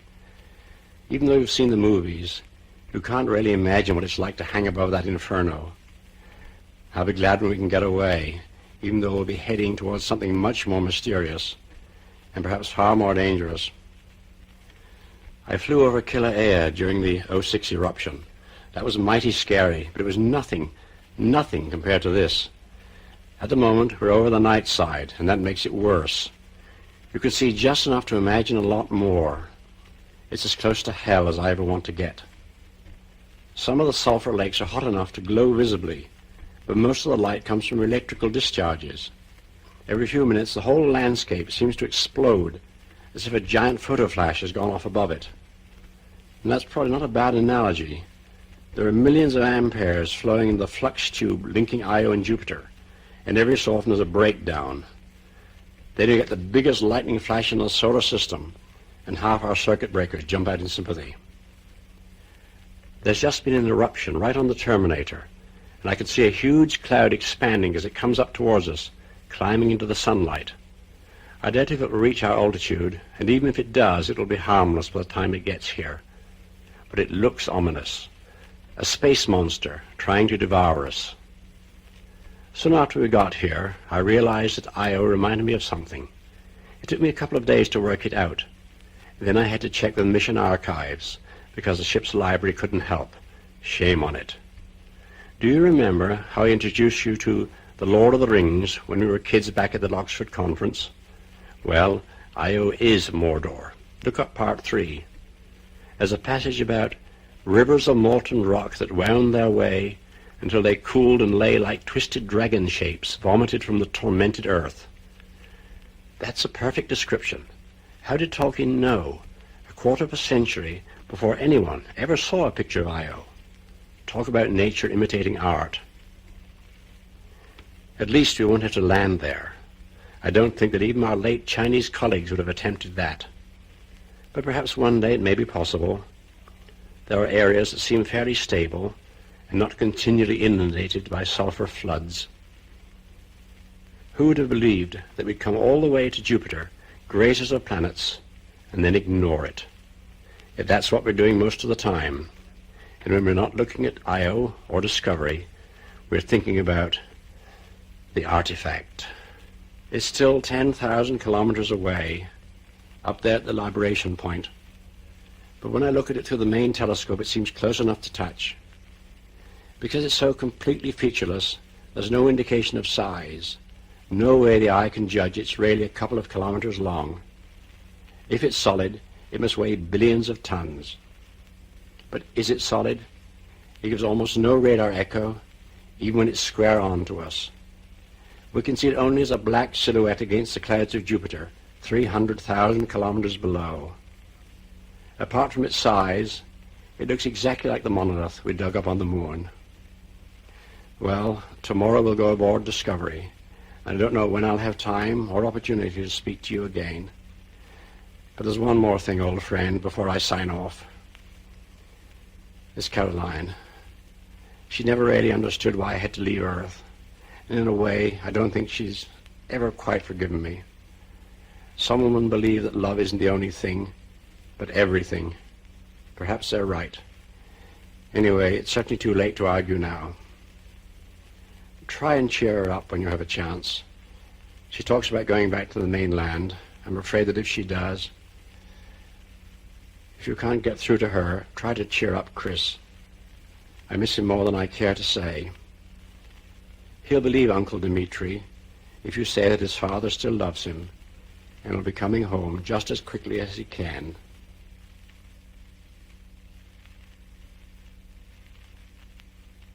It was as if he was awakening from a dream, or a dream within a dream. The gate between the stars had brought him back to the world of men, but no longer as a man. How long had he been away? A whole lifetime, no, 2 lifetimes, one forward, one in reverse. As David Bowman, commander and last surviving crew member of United States spaceship Discovery, he had been caught in a gigantic trap set 3 million years ago and triggered to respond only at the right time and to the right stimulus. He had fallen through it from one universe to another, meeting wonders some of which he now understood, others which he might never comprehend. He had raced at ever-accelerating speed down infinite corridors of light until he had outraced light itself. That, he knew, was impossible, but he also knew how it could be done. As Einstein had rightly said, the good Lord was subtle, but never malicious. He had passed through a cosmic switching system, a grand central station of the galaxies, and emerged, protected from its fury by unknown forces, close to the surface of a giant red star. There he had witnessed the paradox of sunrise on the face of a sun, when the dying star's brilliant white dwarf companion had climbed into its sky, a searing apparition, drawing a tidal wave of fire beneath it. He had felt no fear, but only wonder, even when his spacepod had carried him down into the inferno below. To arrive, beyond all reason, in a beautifully appointed hotel suite, containing nothing that was not wholly familiar. However, much of it was fake. The books on the shelves were dummies. The cereal boxes and the cans of beer in the icebox, though they bore famous labels, all contained the same bland food, with texture like bread, but a taste which was almost anything he cared to imagine. He had quickly realized that he was a specimen in a cosmic zoo, his cage carefully recreated from the images in old television programs, and he wondered when his keepers would appear, and in what physical form. How foolish that expectation had been. He knew now that one might as well hope to see the wind, or speculate about the true shape of fire. Then exhaustion of mind and body had overwhelmed him. For the last time, David Bowman slept. It was a strange sleep, for he was not wholly unconscious. Like a fog creeping through a forest, something invaded his mind. He sensed it only dimly, for the full impact would have destroyed him as swiftly and surely as the fires raging round him. Beneath its dispassionate scrutiny, he felt neither hope nor fear. Sometimes in that long sleep, he dreamed he was awake. Years had gone by. Once he was looking in a mirror at a wrinkled face he barely recognized as his own. His body was racing towards its dissolution, the hands of the biological clock spinning madly towards the midnight they would never reach. For at the last moment, time came to a halt and reversed itself. The springs of memory were being tapped. In controlled recollection, he was reliving the past, being drained of knowledge and experience as he swept back towards his childhood. But nothing was being lost. All that he had ever been, at every moment of his life, was being transferred to safer keeping. Even as one David Bowman ceased to exist, another became immortal, passing beyond the necessities of matter. He was an embryo god, not yet ready to be born. For ages he floated in limbo, knowing what he had been, but not what he had become. He was still in a state of flux, somewhere between chrysalis and butterfly, or perhaps only between caterpillar and chrysalis. And then the stasis was broken. Time re-entered his little world. The black rectangular slab that suddenly appeared before him was like an old friend. He had seen it on the moon. He had encountered it in orbit around Jupiter, and he knew somehow that his ancestors had met it long ago. Though it held still unfathomed secrets, it was no longer a total mystery. Some of its powers he now understood. He realized that it was not one, but multitudes, and that whatever measuring instruments might say, it was always the same size, as large as necessary. How obvious now was that mathematical ratio of its sides, the quadratic sequence 1, 4, 9. And how naive to have imagined that the series ended here in only 3 dimensions. Even as his mind focused upon these geometrical simplicities, the empty rectangle filled with stars. The hotel suite, if indeed it had ever really existed, dissolved back into the mind of its creator, and there before him was the luminous whirlpool of the galaxy. It might have been some beautiful, incredibly detailed model embedded in a block of plastic, but it was the reality, now grasped by him as a whole, with senses more subtle than vision. If he wished, he could focus his attention on any one of its 100 billion stars. Here he was, adrift in this great river of suns, halfway between the banked fires of the galactic core and the lonely, scattered sentinel stars of the rim. And there was his origin, on the far side of this chasm in the sky, this serpentine band of darkness, empty of all stars. He knew that this formless chaos, visible only by the glow that limned its edges from fire mists far beyond, was the still unused stuff of creation, the raw material of evolutions yet to be. Here, time had not yet begun, not until the suns that now burned were long since dead, would light and life reshape this void. Unwittingly, he had crossed it once. Now, far better prepared, though still wholly ignorant of the impulse that drove him, he must cross it again. The galaxy burst forth from the mental frame in which he had enclosed it. Stars and nebulae poured past him in an illusion of infinite speed. Phantom suns exploded and fell behind as he slipped like a shadow through their cores. The stars were thinning out, the glare of the Milky Way dimming into a pale ghost of the glory he had known and might one day know again. He was back in the space that men called real, at the very point he had left it, seconds or centuries ago. He was vividly aware of his surroundings, and far more conscious than in that earlier existence of a myriad sensory inputs from the external world. He could focus upon any one of them and scrutinize it in virtually limitless detail until he confronted the fundamental granular structure of time and space, below which there was only chaos. And he could move, though he did not know how.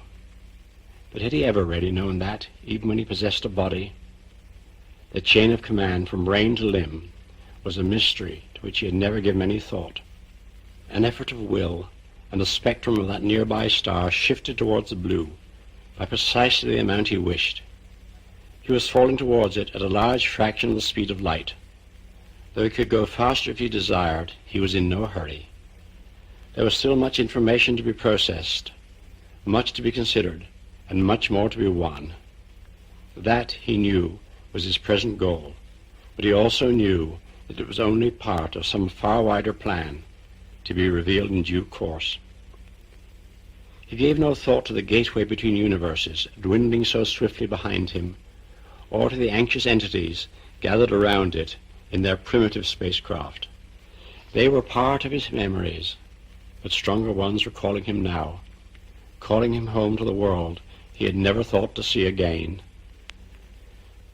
He could hear its myriad voices growing louder and louder, as it too was growing from a star almost lost against the sun's outstretched corona, to a slim crescent, and finally to a glorious blue-white disk. They knew that he was coming. Down there on that crowded globe, the alarms would be flashing across the radar screens, the great tracking telescopes would be searching the skies, and history as men had known it would be drawing to a close.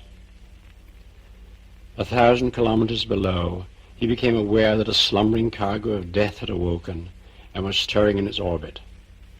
The feeble energies it contained were no possible menace to him. Indeed, he could profitably use them. He entered the maze of circuitry and swiftly traced the way to its lethal core. Most of the branchings could be ignored. They were blind alleys, devised for protection. Beneath his scrutiny, their purpose was childishly simple. It was easy to bypass them all.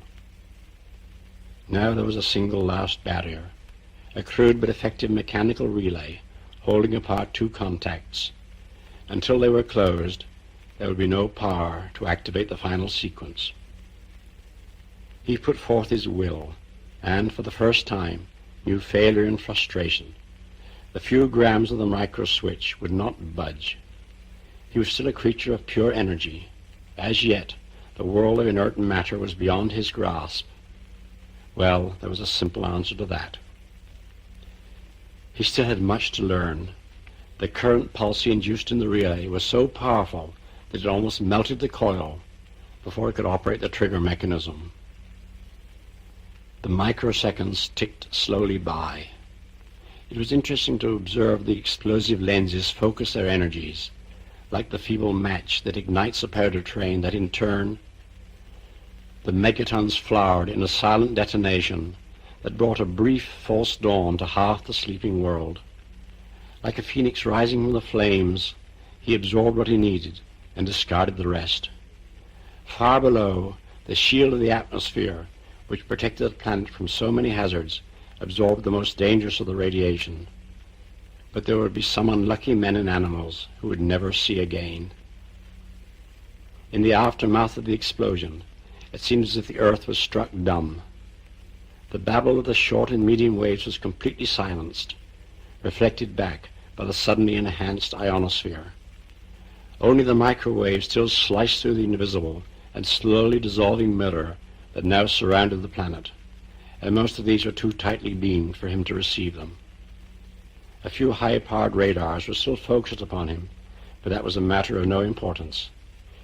He did not even bother to neutralize them, as he could easily have done. And if any more bombs came his way, he would treat them with equal indifference. For the present, he had all the energy he needed. And now he was descending, in great sweeping spirals, towards the lost landscape of his childhood.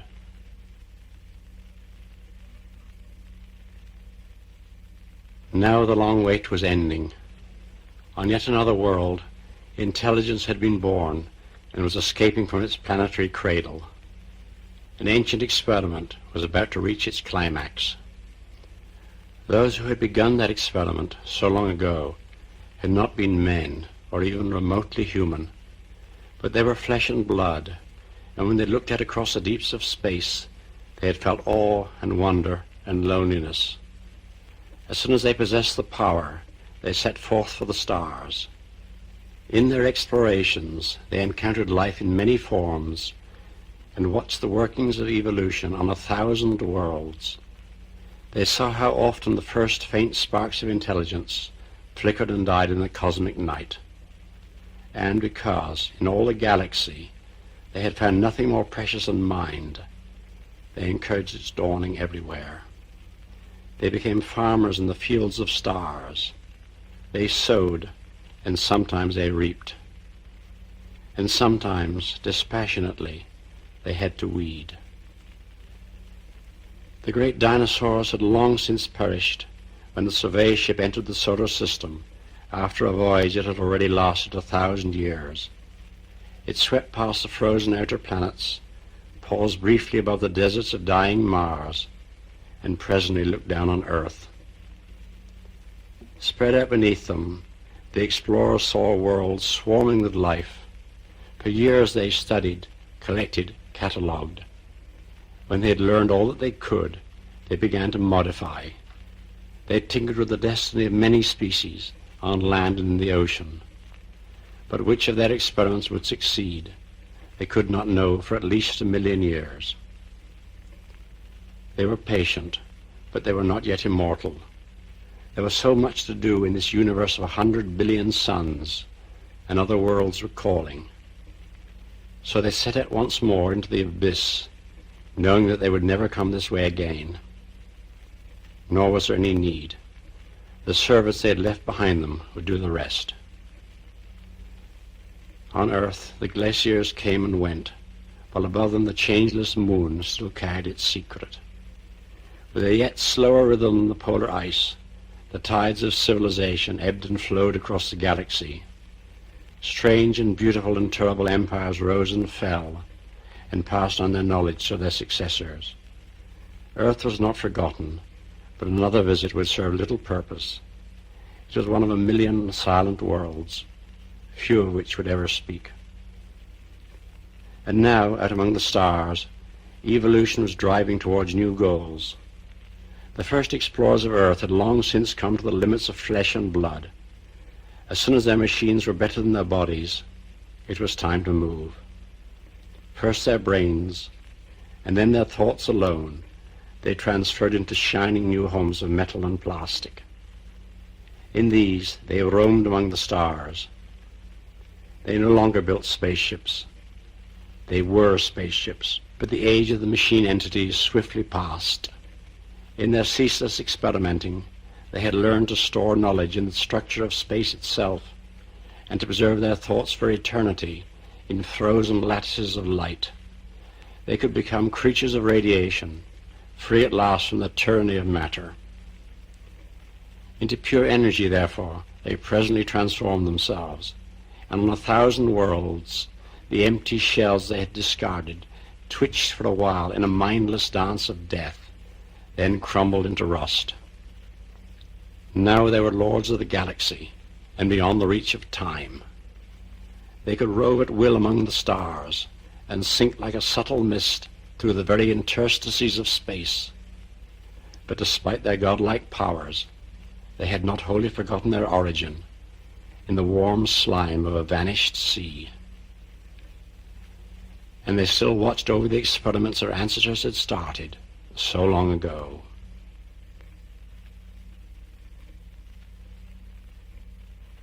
Epilogue 20,001. Only during the last few generations had the Europans ventured into the far side, beyond the light and warmth of their never-setting sun, into the wilderness where the ice which once covered all their world may still be found. And even fewer have remained there to face the brief and fearful night that comes, when the brilliant but powerless, cold sun sinks below the horizon. Yet already those few hardy explorers have discovered that the universe around them is stranger than they ever imagined. The sensitive eyes they developed in the dim ocean still serve them well. They can see the stars and the other bodies moving in their sky. They have begun to lay the foundations of astronomy, and some daring thinkers have even surmised that the great world of Europa is not the whole of creation. Very soon after they had emerged from the ocean, during the explosively swift evolution forced upon them by the melting of the ice, they had realized that the objects in the sky fell into three distinct classes. Most important, of course, was the sun. Some legends, though few took them seriously, claimed that it had not always been there, but that it appeared suddenly, heralding a brief cataclysmic age of transformation, when much of Europa's teeming life had been destroyed. If this was indeed true, it was a small price to pay for the benefits that poured down from the tiny, inexhaustible source of energy that hung unmoving in the sky. Perhaps the cold sun was his distant brother, banished for some crime, and condemned to march forever round the vault of heaven. It was of no importance, except to those peculiar Europans who were always asking questions about matters that all sensible folk took for granted. Still, it must be admitted that these cranks had made some interesting discoveries during the excursions into the darkness of Farside. They claimed, though this was hard to believe, that the whole sky was sprinkled with uncountable myriads of tiny lights, even smaller and feebler than the cold sun. They varied greatly in brilliance, and they never moved. Against this background, there were three objects which did move, apparently obeying complex laws which no one had yet been able to fathom. And unlike all the others in the sky, they were quite large, though both shape and size varied continually. Sometimes they were disks, sometimes half circles, sometimes slim crescents. They were obviously closer than all the other bodies in the universe, for their surfaces showed an immense wealth of complex and ever-changing detail. The theory that they were indeed other worlds had at last been accepted, though no one, except a few fanatics, believed that they could be anything like as large or as important as Europa. One lay towards the sun and was in a constant state of turmoil. On its night side could be seen the glow of great fires, a phenomenon still beyond the understanding of the Europans, for their atmosphere, as yet, contains no oxygen. And sometimes vast explosions hurled clouds of debris up from the surface. If the sunward globe is indeed a world, it must be a very unpleasant place to live, perhaps even worse than the night side of Europa. The two outer and more distant spheres seem to be much less violent places, yet in some ways they are even more mysterious. When darkness falls upon their surfaces, they too show patches of light, but these are very different from the swiftly changing fires of the turbulent inner world. They burn with an almost steady brilliance and are concentrated in a few small areas, though over the generations these areas have grown and multiplied. But strangest of all are the lights, fierce as tiny suns, that can often be observed moving across the darkness between these other worlds. Once, recalling the bioluminescence of their own seas, some Europans have speculated that these might indeed be living creatures, but their intensity makes that almost incredible. Nevertheless, More and more thinkers believe that these lights, the fixed patterns and the moving suns, must be some strange manifestation of life. Against this, however, there is one very potent argument. If they are living things, why do they never come to Europa? Yet there are legends. Thousands of generations ago, soon after the conquest of the land, it is said that some of these lights came very close indeed, but they always exploded in sky-filling blasts that far outshone the sun. And strange, hard metals rained down from the land. Some of them are still worshipped to this day. None is as holy, though, as the huge black monolith that stands on the frontier of eternal day, one side forever turned towards the unmoving sun, the other facing to the land of night. 10 times the height of the tallest European, even when he raises his tendrils to the fullest extent, it is the very symbol of mystery and unattainability. For it has never been touched. It can only be worshipped from afar. Around it lies a circle of power which repels all who try to approach. It is that same power, many believe, that keeps at bay those moving lights in the sky. If it ever fails, they will descend upon the virgin continents and shrinking seas of Europa, and their purpose will at last be revealed. The Europeans will be surprised to know with what intensity and baffled wonder that black monolith is also studied by the minds behind those moving lights. For centuries now, their instruments have watched it from space, and ever and again an automatic probe has made a cautious descent from orbit, always with the same disastrous result. For until the time is ripe, the monolith will permit no contact. When that time comes, when perhaps the Europeans have invented radio and discovered the messages continually bombarding them from so close at hand, the monolith may change its strategy. It may, or it may not, choose to release the entities who slumber within it, so that they can bridge the gulf between the Europeans and the race to which they once held allegiance. And it may be that no such bridge is possible, and that two such alien forms of consciousness can never coexist. If this is so, then only one of them can inherit the solar system. Which it will be, not even the gods know yet.